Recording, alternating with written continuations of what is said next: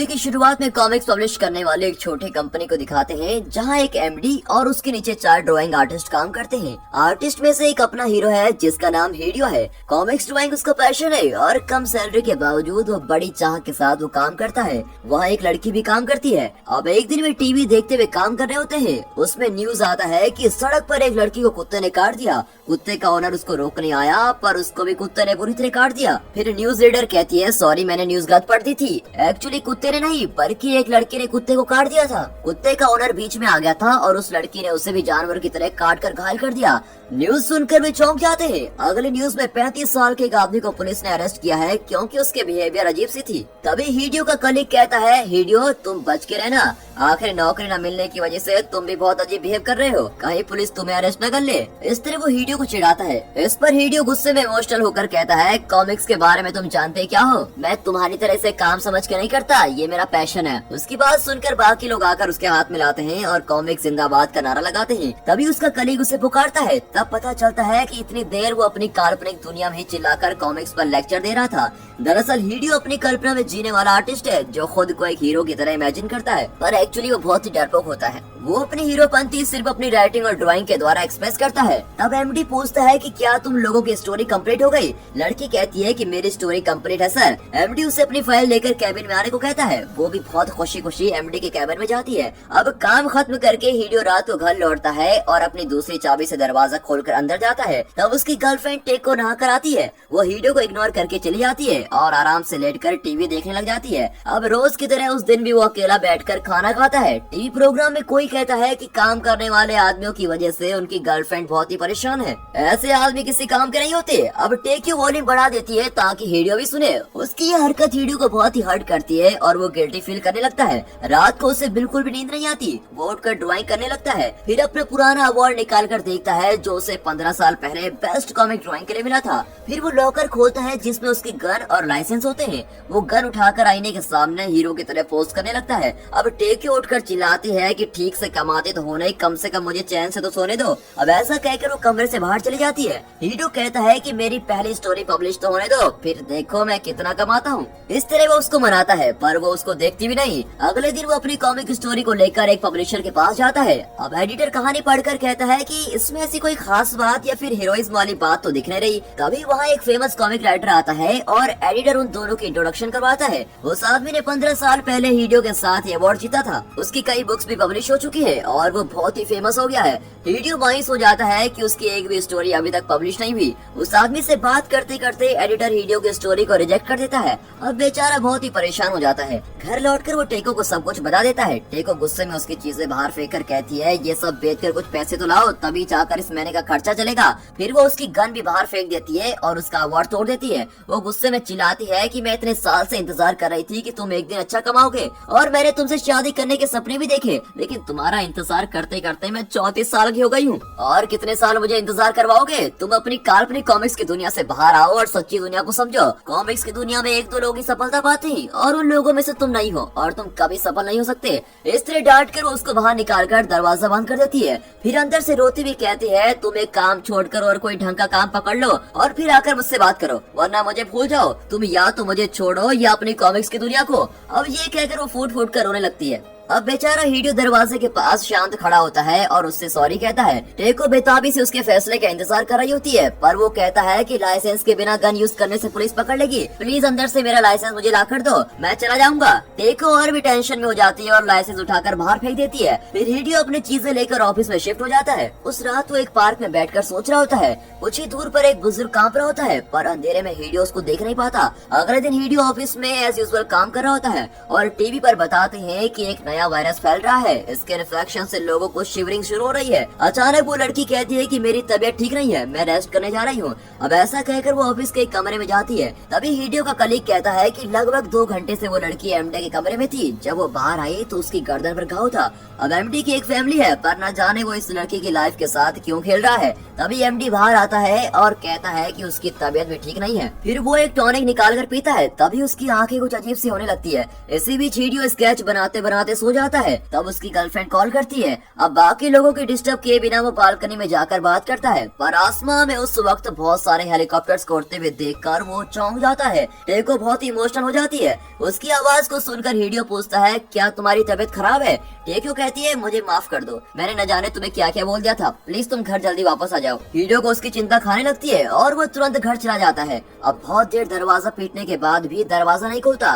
तब वो letter whole से देखता है कि वो बेड पर लेटी हुई है। उसे देखकर वो दरवाजा खोलने को कहता है क्योंकि उसकी चाबी खो गई थी। टेक्यू अजीब तरीके से उठकर बैठ जाती है। वो बेड से उतर भी नहीं पाती और नीचे गिर जाती है। उसका शरीर बहुत तड़पने लगता है। अब हिडियो उसको देखकर बहुत ही शॉक हो जाता है कि ये हो क्या रहा है। उसके हाथ पैर रबड़ की तरह हर दिशा में मुड़ रहे होते हैं और वो उसी तरह चलकर दरवाजे के पास आती है। नजदीक आने पर पता चलता है कि वो ज़ॉम्बी बन गई है। अब दरवाजा खोलकर वो हिडियो को काटने की कोशिश करती है। हिडियो उसे बचाने की कोशिश करता है और उसका फोन सीढ़ियों से नीचे गिरकर टूट जाता है। टेको एकदम आउट ऑफ कंट्रोल हो जाती है और हिडियो को काटने के बजाय वो दरवाजे को काटने लगती है। उसके सारे दांत टूटकर गिर जाते हैं। हिडियो बिल्कुल ही फ्रीज हो जाता है। तभी टेको उसको खींचकर घर के अंदर फेंकती है और वो कमरे में जाकर गिरता है। फिर वो पास जाकर अपने हाथ पर मरोड़ती है और उसके ऊपर बैठकर उसके हाथ को काटने लगती है। डर के मारे हिडियो उसको धक्का दे देता है और वो हिडियो के अवार्ड से टकराकर वहीं मर जाती है। उसके सर से खून बहने लगता है। अब ये देखकर तो हिडियो बिल्कुल शॉक में होता है। फिर वो अपनी गन लेकर वहाँ से चला जाता है। रास्ते में एक ब्रिज पर सामने एक लड़की आती है जो अपने हाथ को कसकर पकड़ी हुई चल रही होती है और उसके हाथ से बहुत खून बह रहा होता है। तभी ऊपर देखते हैं तो बहुत सारे जेट्स उड़ रहे होते हैं। वो अपने ऑफिस पहुँचता है तो वहाँ न्यूज में बता रहे होते हैं कि सिटी में खतरनाक वायरस फैल चुका है जिससे लोग ज़ॉम्बी में बदल रहे हैं। जो इन्फेक्ट नहीं हुए हैं वे ज़ॉम्बी से बचकर भाग रहे हैं। अब व्यूअर से विनती है कि वे कहीं भी सावधान रहें।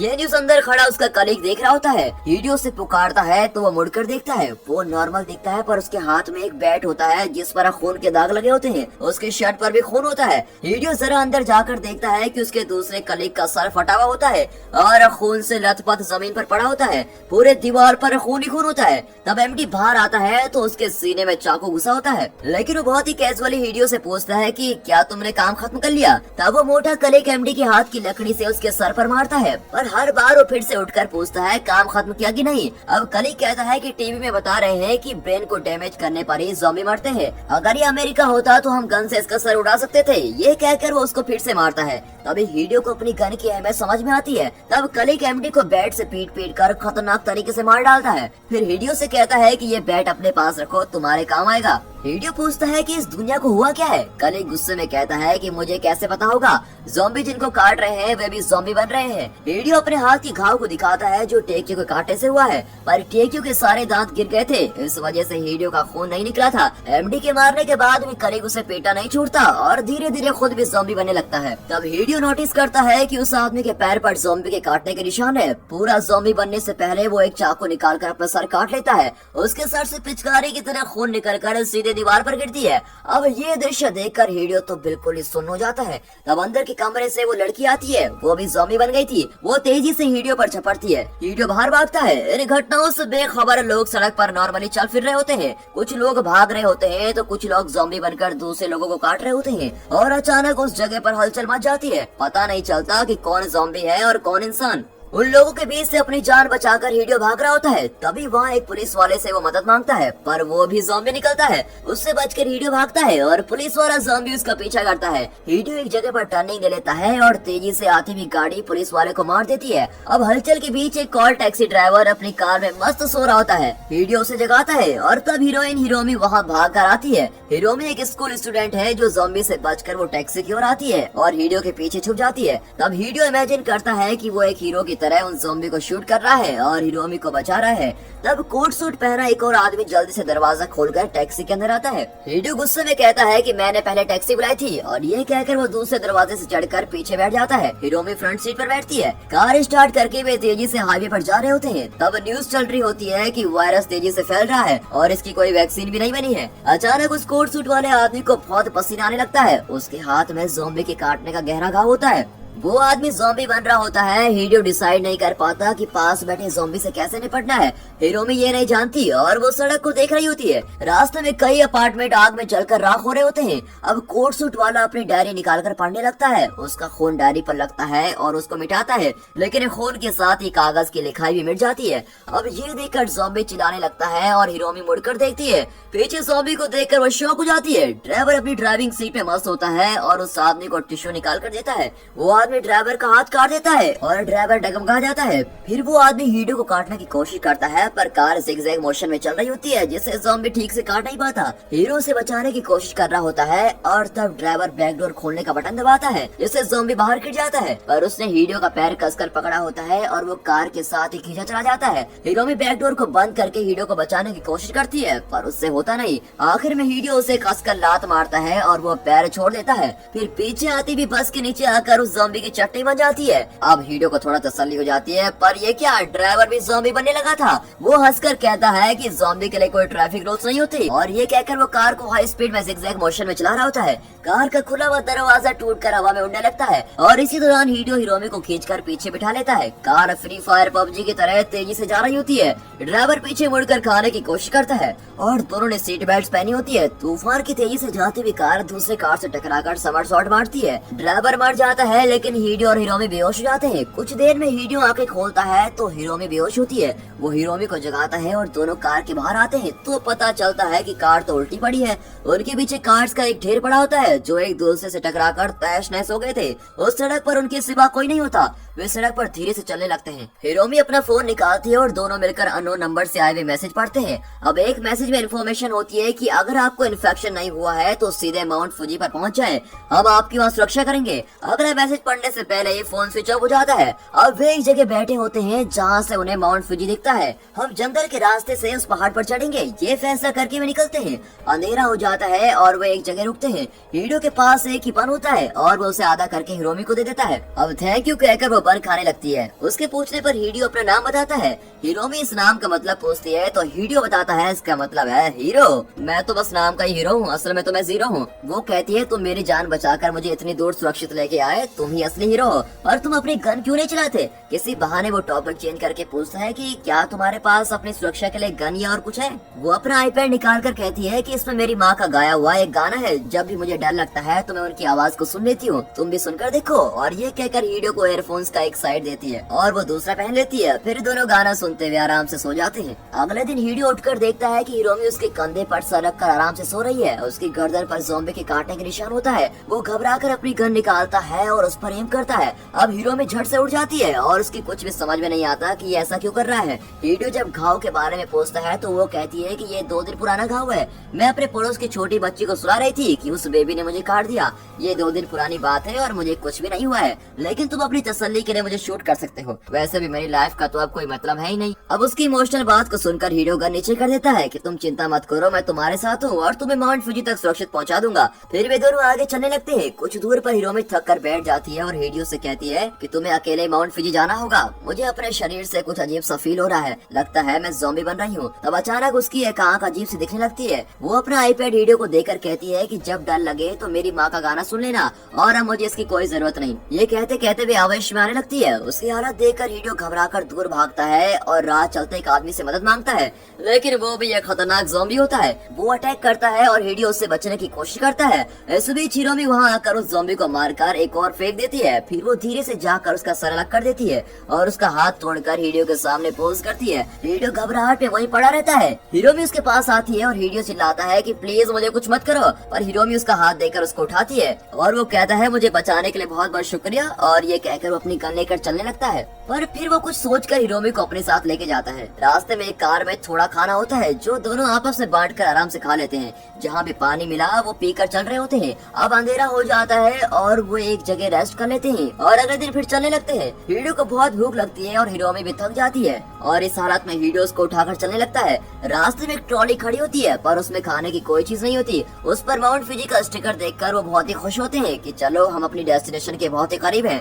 फिर वो हिरोमी को ट्रॉली में बिठाकर लेके जाता है और वे सुपरमार्केट पहुंच जाते हैं। बाहर कई गाड़ियां डैमेज्ड हालत में खड़ी होती हैं पर हीरो उन्हें नहीं देखता और अंदर जाता है। वहाँ बैठा हुआ एक आदमी जलकर राख हो गया होता है। उसे देखकर हीरो कपड़ों की एक दुकान में जाता है वहाँ कोई नहीं होता। हीरो एक कॉस्टली कोट पहनकर आईने में खुद को निहार रहा होता है, तब पीछे खड़ा ज़ॉम्बी उस पर झपटता है और उसको काटने की कोशिश करता है। हीरो घबराकर मुंह को उस तरफ मोड़ लेता है। अचानक ज़ॉम्बी की आवाज बंद हो जाती है और वो एकदम फ्रीज हो जाता है। हीरो मुड़कर देखता है तो उसके सर से खून बहने लगता है और वो मर जाता है। पीछे एक लड़की खड़ी होती है जो मूवी की सेकंड हीरोइन यबू है। हीरोइन ट्रॉली में आराम से सो रही होती है। यबू उसके पास जाती है, तब हीरो यबू से कहता है कि उसे सोने की बीमारी है, इसीलिए वो सोती रहती है। हीरोइन के ज़ॉम्बी होने के बावजूद हीरो से बचाना चाहता है। वहाँ कुछ और लोग आकर पूछते हैं कि क्या ये लड़की ज़ॉम्बी है। यबू बताती है कि वो सो रही है, पर उन्हें शक हो जाता है। फिर एक आदमी कहता है कि ज़ॉम्बी कभी नहीं सोते। इस पर वे किसी तरह कन्विंस होकर उन्हें अपने साथ लेके जाते हैं। फिर वे सब बाहर जाकर छुप जाते हैं। हीरो भी ट्रॉली लेकर अपने साथ भागने लगता है। तब छत पे बहुत सारे लोग बर्तनों को पीटकर गो कोरोना जैसी आवाजें निकाल रहे होते हैं। आवाज को सुनकर ज़ॉम्बी उस तरह भागने लगते हैं।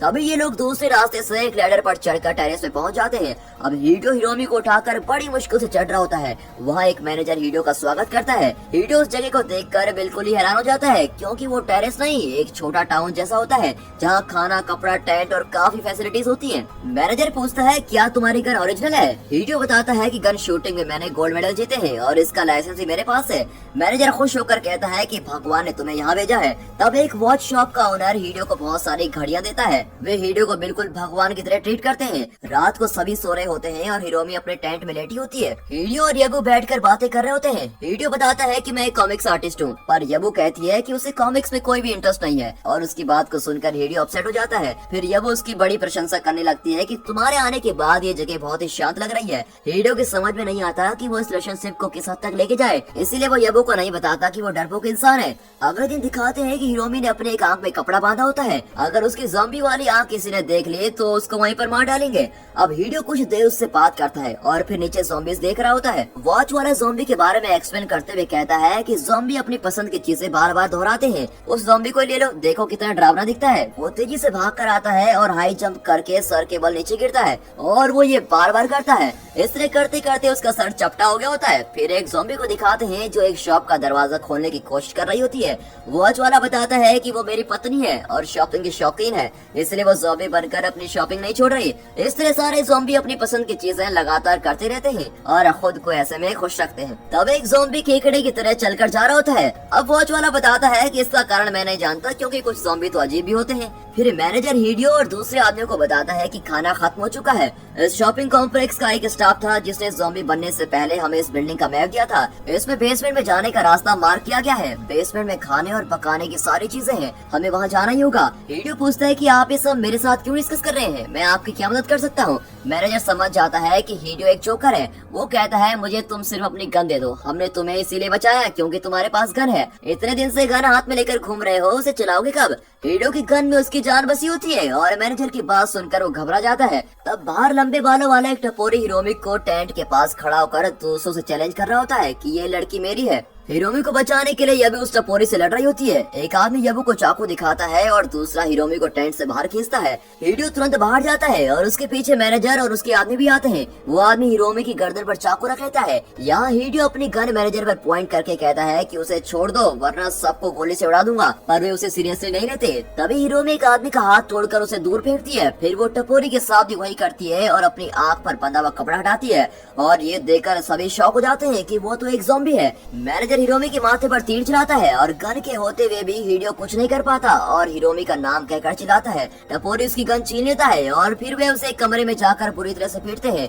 मैनेजर टपोरी से गन लेने की कोशिश करता है। टपोरी कहता है कि वो स्कूल की लड़की मेरी थी और तुमने उसे मार डाला, बदले में मैं एक गन रख रहा हूँ और अब से मैं यहाँ का बॉस हूँ। मैनेजर को ये सुनकर गुस्सा आता है। हीरो बाहर आता है तो हीरोइनी का टेंट खाली होता है। ये वो मायूस होकर हीरो का इंतजार कर रही होती है। फिर वो उसे लास्ट टेंट में लेके जाती है जहाँ हीरोइनी होती है। उसे देखकर हीरो को थोड़ा तसल्ली होती है। यबू बताती है कि ये दूसरे ज़ॉम्बी की तरह नहीं है जिनकी पल्स नहीं होती। इन्फेक्ट होने के बावजूद इस लड़की की पल्स चल रही है। अब ज़ॉम्बी कभी सोते नहीं पर ये सोती है। मैं एक हॉस्पिटल में पहले नर्स थी, फिर ज़ॉम्बी वायरस फैलने के बाद मैं अपने पेशेंट को छोड़कर यहाँ चली आई। मैं बहुत ही गिल्टी फील कर रही हूँ, इसलिए मैंने इस लड़की को बचाने का फैसला किया है। इतना ही नहीं, अगर इन्फेक्ट होने के बाद भी ये इतनी शांत है तो इसके खून से शायद हम वैक्सीन तैयार कर सकते हैं। हीरो कहता है कि तुमसे ज्यादा गिल्टी तो मैं फील कर रहा हूँ क्योंकि हमेशा गन साथ लेकर घूमता हूँ पर कभी उसका इस्तेमाल करने की हिम्मत ही नहीं हुई। अब ये कहकर वो रोने लगता है और कहता है कि कम से कम मैं उनके साथ बेसमेंट में जाकर खाने की चीज लाता हूँ, तब तक तुम हिरोमी का ख्याल रखो। फिर वो भी दूसरों के साथ बेसमेंट में जाता है। अब टपोरी ग्रुप का एक आदमी मैनेजर का धनुष छीनकर उससे और भी इरिटेट करता है। वे बेसमेंट में उतरते हैं और तभी औरतें बर्तनों से आवाज करके ज़ॉम्बी को डाइवर्ट करती है। अब ये लोग बेसमेंट में जाकर टॉर्च से मैप देखकर चलने लगते हैं। तब अचानक बेसमेंट की लाइट चलने लगती है। वे फूड आइटम्स के ठीक बीच में खड़े होते हैं और ये देखकर वे खुशी से झूम उठते हैं। फिर लाउड स्पीकर में गाना भी बजने लगता है। अब वे सोचने लगते हैं कि लाइट्स और गाना किसने चलाया होगा। वे रियलाइज करते हैं कि मैनेजर उनके साथ नहीं है और ये सब वही कर रहा है। अब आवाज को सुनकर एक ज़ॉम्बी वहाँ आकर उन्हें अटैक करता है। टपोरी उसे शूट करता है और जोर से हंसने लगता है। तभी वहाँ कई सारे ज़ॉम्बी आते हैं और सब बचकर वहाँ से भागते हैं। बेसमेंट में ज़ॉम्बी का ग्रुप इनकी ओर आ रहा होता है। अब इस भीड़ में टपोरी अपने आदमी को ज़ॉम्बी की ओर धकेल देता है और वे उसे काटने लगते हैं। बाकी लोग दूसरी ओर चले जाते हैं। मैनेजर ये सब कंट्रोल रूम से देखकर बहुत ही एंजॉय कर रहा होता है। ऊपर से पूरी बिल्डिंग के सारे स्पीकर्स ऑन कर देता है। अब हाई जंप करने वाला ज़ॉम्बी आवाज को सुनकर भी बहुत खुश होता है। वो तेज दौड़कर हाई जंप करता है और टेरेस पर आकर गिरता है। अब यहाँ मैनेजर को अपने आसपास कोई आवाज सुनाई देती है। बेसमेंट में टपोरी को एक ज़ॉम्बी अटैक करता है और उसके हाथ से गन नीचे गिरा देता है। अब हीडियो वापस भागकर फूड आइटम वाले एरिया में चला जाता है और वहाँ एक कबर्ड के अंदर छुप जाता है। उसके होश से बाहर देख रहा होता है तो वहाँ कुछ ज़ॉम्बी जा रहे होते हैं। तब जमीन पर गिरी हुई वॉकी टॉकी पर यवो की आवाज आती है। वो कहती है कि मैं और हिरोमी टेंट के पास छुप कर बैठे हैं, अगर कोई सुन रहा है तो प्लीज हमारी मदद करो। एक ज़ॉम्बी किसी तरह टेरेस पर पहुंचकर यहाँ के लोगों को काट चुका है और सभी ज़ॉम्बी बन रहे हैं, प्लीज हमें किसी तरह बचा लीजिए। उसकी बात को सुनकर हीडियो को हिरोमी की चिंता होने लगती है। वो बाहर जाकर वॉकी टॉकी पर यबू से बात करना चाहता है, पर तभी वो इमेजिन करने लगता है कि बाहर उसे ज़ॉम्बी काट कर खा रहे हैं। वो डर के मारे अंदर ही बैठा रहता है। वो बार बार बाहर जाने की सोचता है पर डर उसे बाहर जाने नहीं देता। अब बीजीएम का वॉल्यूम बढ़ने लगता है और हीडियो आक्रोश के साथ चिल्लाता हुआ दरवाजा खोलकर बाहर भागता है। उसकी इमेजिनेशन गलत होती है क्योंकि वहाँ कोई ज़ॉम्बी उसे अटैक नहीं करता। वो रिलैक्स हो जाता है और तब अचानक एक ज़ॉम्बी उसका हाथ काटता है और छोड़ने का नाम नहीं लेता। हीडियो वहाँ से आग बुझाने के सिलेंडर उठाकर उस ज़ॉम्बी के सर पर अटैक करता है। फिर वो अपना स्लीव उठाता है तो हमें पता चलता है कि उसने वॉच वाले की सारी वॉचेस अपने हाथ में पहन रखी होती है और इस वजह से वो बच जाता है। वो वॉकी टॉकी उठाकर कहता है कि डरो मत, मैं तुम्हें बचाने आ रहा हूँ। ये सुनकर दोनों लड़कियाँ जरा रिलैक्स होती है। हीरो बेसमेंट में अपनी गन देखता है और उसकी जान में जान आती है और वो उसको उठा लेता है। यबू हिरोमी को पीठ पर उठाकर चुपचाप बेसमेंट की ओर चली आती है। वहाँ मैनेजर उसे देखकर कहता है कि मेरे पास कार कीज है और हम दोनों यहाँ से बच सकते हैं।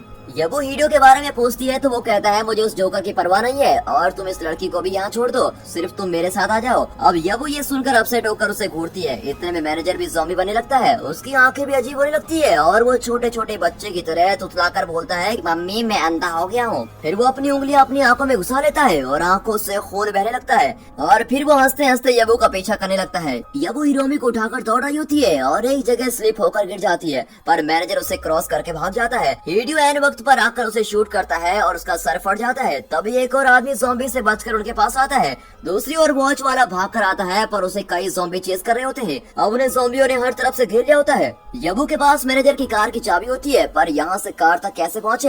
हीडियो दोनों लड़कियों को एक और लेके जाता है और एक सेफ जगह पर बैठाकर कहता है मेरे पास 96 बुलेट है, उनमें से मैं कुछ ज़ॉम्बी को खत्म कर सकता हूँ। तब हिरोमी कहती है कि तुम्हारे रहते मैं बहुत ही सेफ फील कर रही हूँ। उसकी बात सुनकर हीडियो में और हिम्मत आ जाती है और वो हर तरफ ज़ॉम्बी को चुन चुन कर शूट कर रहा होता है। उसकी मदद करने के लिए यबू और दूसरा आदमी भी ज़ॉम्बी से भिड़ जाता है। अब हीडियो लगातार गन को लोड करते हुए ज़ॉम्बी को धड़ाधड़ शूट कर रहा होता है। तब एक बुलेट नीचे गिर जाती है। उसे उठाने में वो टाइम वेस्ट नहीं करना चाहता और नई बुलेट लोड करता है। सब अपने तरीके से ज़ॉम्बियों से लड़ रहे होते हैं। उनमें से एक आदमी ज़ॉम्बी की काट खाकर मर जाता है। फिर वॉच वाले की वाइफ उसे काटने आती है। वो अपने पति को पहचान लेती है पर उसका दिमाग उसके कंट्रोल में नहीं होता और वो उसकी गर्दन पर काट देती है। फिर वॉच वाला अपनी वाइफ को मारकर खुद भी सुसाइड कर लेता है। तब एक बड़े मांस के टुकड़े जैसा दिखने वाला ज़ॉम्बी भाग कर आता है। उसे देखकर हीरो कांपने लगता है और उसके सर पर गोली चलाता है। उसका सर फट जाता है पर फिर भी वो भाग कर आता है। इतने में बुलेट खत्म हो जाती है और हीडियो गन रिलोड करता है। तब तक वो ज़ॉम्बी हीडियो के पास आकर उस पर गिरकर मर जाता है, लेकिन हीडियो उसके नीचे दबा पड़ा होता है। एक ज़ॉम्बी हीडियो के हाथ पर काटता है पर वो उसे धक्का देकर अपने ऊपर पड़े हुए बड़े ज़ॉम्बी को भी बड़ी मुश्किल से हटा देता है। फिर वो अपने हाथ की सारी घड़ियां उतार कर वापस शूट करने लगता है। अब वहाँ सिर्फ हीडियो, हिरोमी और यबू जिंदा बचे होते हैं। लगभग सारे ज़ॉम्बियों को हीडियो ने शूट कर दिया होता है। अब चैन की सांस लेने से पहले ही हाई जंप वाला ज़ॉम्बी हीडियो की तरफ आ रहा होता है। हीडियो उसके पैर पर शूट करता है और बुलेट उसके पैर पर लगकर पैर कट जाता है, पर फिर भी वो भागना नहीं छोड़ता। तब बुलेट्स भी उसकी खत्म हो जाती है। अब हीरो पॉकेट चेक करता है पर कहीं भी बुलेट्स नहीं होती। वो चारों तरफ देखता है तो उसकी नजर ज़ॉम्बी के बीच पड़ी हुई एक बुलेट पर पड़ती है। वो जल्दी से ज़ॉम्बी की लाशों के बीच जाकर उसे उठाकर गन में रिलोड करता है और पास आते हुए हाई जंप ज़ॉम्बी वाले को शूट कर देता है। इस मेन ज़ॉम्बी को शूट करने के बाद हिरोमी और ये वो हीरो को हीरो मानने लगती है, पर लगता है सर के बल गिरने की उस हाई जंप ज़ॉम्बी को आदत पड़ चुकी है और इसी वजह से उसका ब्रेन बहुत ही स्ट्रांग हो गया था। वो फिर उठकर दोनों लड़कियों की ओर भाग कर आता है। ऐने वक्त पर हीरो अपने गन से उसका सर फोड़ देता है और ज़ॉम्बी वहाँ पर मर जाता है। फिर तीनों इस विश्वास के साथ शॉपिंग कॉम्प्लेक्स से बाहर निकलते हैं कि मेडिकल रिसर्च सेंटर में जाकर हिरोमी का इलाज करवाएंगे और उसके खून से वैक्सीन बनाने की कोशिश करेंगे। फिर वे मैनेजर की कार से वहाँ से निकलते हैं। रास्ते में वो हीरो से उसके नाम का मतलब पूछती है और वजनदार आवाज में हीरो जवाब देता है, मेरे नाम का मतलब है हीरो। और इसी के साथ दोस्तों ये मूवी यहाँ पर खत्म होती है।